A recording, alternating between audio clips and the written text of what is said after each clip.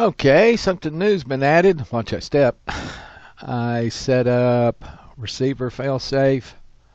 If the platform goes out of receiver range, if the receiver burns up in flight, etc., which I had a receiver burn up in the middle of a flight, and luckily I had telemetry running, so I just reached up on the telemetry and hit return to launch. That saved the day.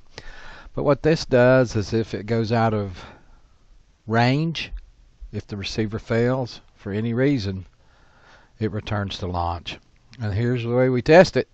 I hate to do this, but this is what it's set up for. To test it, we reach up and we just flip off the radio transmitter. Yeah, wasn't exactly on the top of my to-do list to do with a platform with this much money on it, but I also don't want them flying out of range and losing them completely.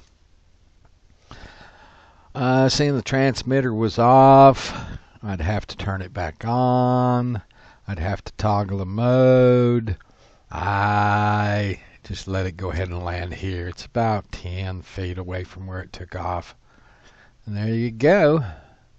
That's the way it works. That's the X650. This is the Honey Badger. Exact same setup. If the receiver hiccups, fails for any reason.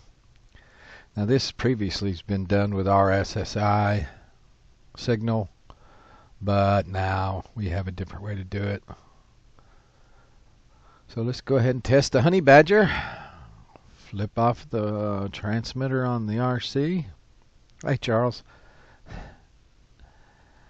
And what actually happens is it returns to launch and lands. Now I can interrupt that. If I accidentally go out of range and it heads back, I can toggle. Also, if it's in auto mode, it won't do this. It will continue with the auto mission, as RC control isn't always needed. So there you go.